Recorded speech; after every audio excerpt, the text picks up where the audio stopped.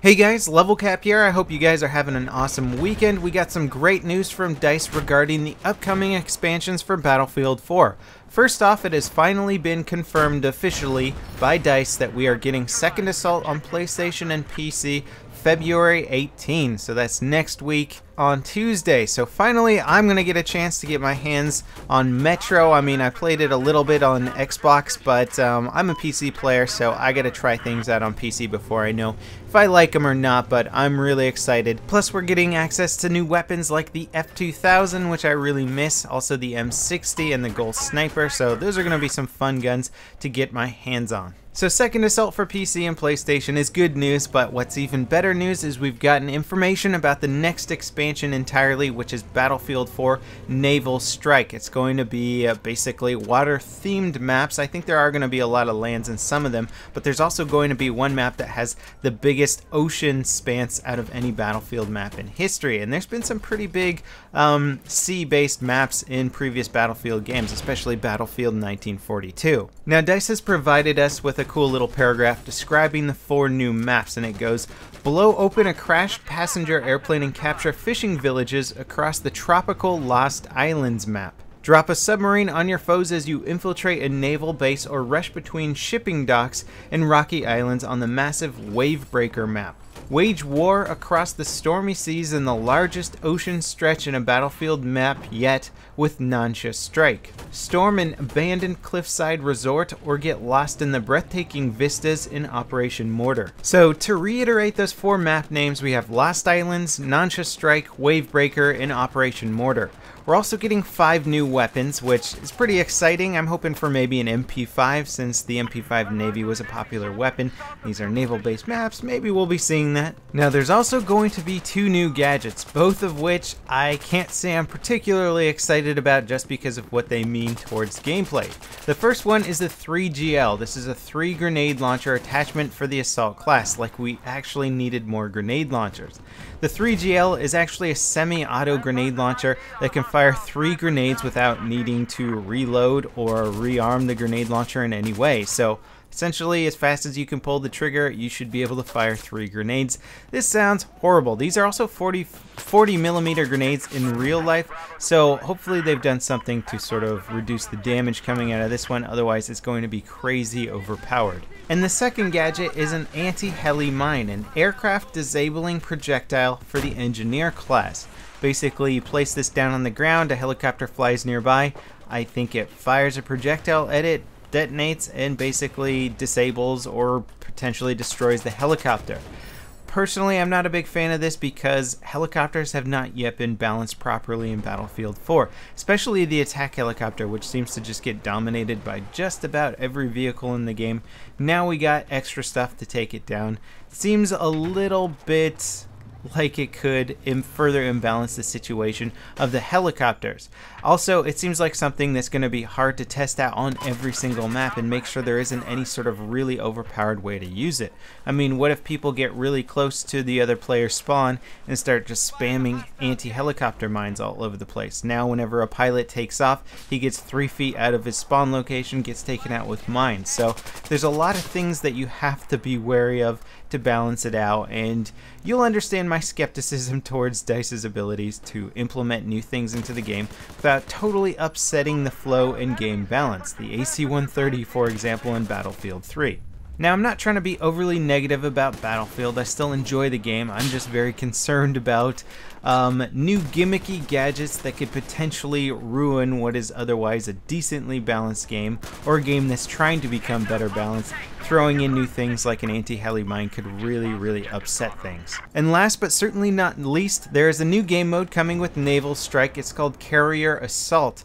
This is a reimagining of the classic Battlefield 2142 Titan mode. Now this is a game mode that really hits close to home. It's one of my favorite Battlefield game modes, which only made an appearance in Battlefield 2142 and we've never seen it again.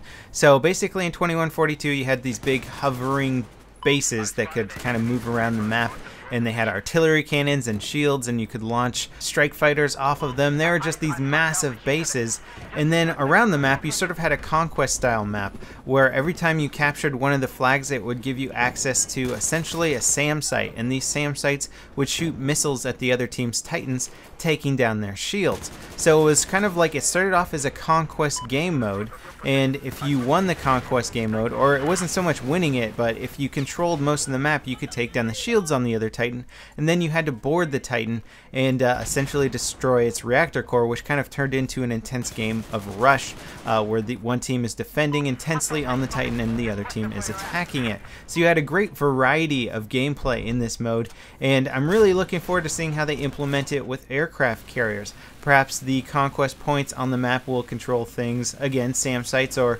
missile batteries that are going to hit the carriers and take out the carrier's automated defense system. Obviously, carriers don't have shields, but if they have those automated anti-air defenses and stuff like that that prevent people from getting aboard the carrier, then perhaps the SAM sites could take those out. I can't wait to see how this plays out, and also the intense infantry battles inside of the carriers are going to be great.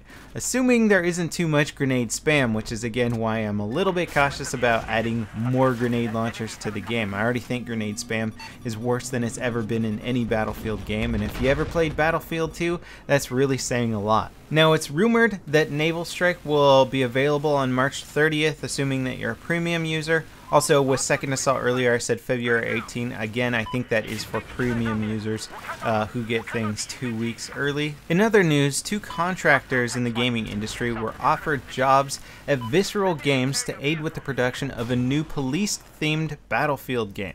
Now, this is basically all the news we have on it, other than people were offered jobs to work on a Battlefield game that they were told had a police theme, and the codename was Havana. This immediately makes me think about Counter-Strike, since there is a map in it called Havana, and it's also essentially police versus terrorists or insurgents, whatever you want to call them. And it's an interesting move on DICE's part. Obviously, Battlefield's a massive franchise for EA, and it makes sense that they want to push it in every direction possible, especially now that we know that Call of Duty is getting 3 different games from 3 different studios on 3-year cycles. So 1 game a year with longer production cycles generally means higher quality games, and I wouldn't be surprised if EA tried to follow in suit. So if they break up Battlefield into the core game, and then into maybe Bad Company, and then into this new police theme game, it wouldn't surprise me if they're trying to copy the exact same production cycle. So what does this mean for the Battlefield franchise? Well, it's getting bigger, it's getting more popular, and we're going to get more variety. So obviously vehicle warfare has been very integral to the core Battlefield game mode, and that's always going to be a part of the main Battlefield game. I don't think we're ever going to get away from that. Bad Company certainly didn't focus on vehicles quite as heavily. There was tanks and helicopters, no jets in that, and a lot of people really enjoyed Bad Company and Bad Company 2. I was a huge fan of Bad Company 2, and I actually preferred Battlefield games without jets in it because I think they were easier to balance. Now, a police-themed game sounds like it's going to be focusing on purely infantry combat. I mean, maybe there'll be like a police armored vehicle in there, a SWAT truck or something, but if it is mostly infantry combat, this could be very interesting. Obviously, they're going to need to deal with the netcode issues on the Frostbite engine, but if they can get that nailed down, then I think the Battlefield franchise could really be in a position to take some serious ground away from other shooters out there, just because I think the gunplay and the infantry mechanics in Battlefield are really great, and if they spent a lot of time focusing just purely on infantry combat and building maps around infantry combat, I think you could have a great game. Now, of course, the skeptical response to this is that EA is just trying to produce the heck out of Battlefield. They're trying to make more competitors for Call of Duty. They're just trying to make as much money out of one of their most successful franchises as possible, and I'm sure there's a bit of truth in that. And we could absolutely speculate all day long as to whether or not this is a good decision.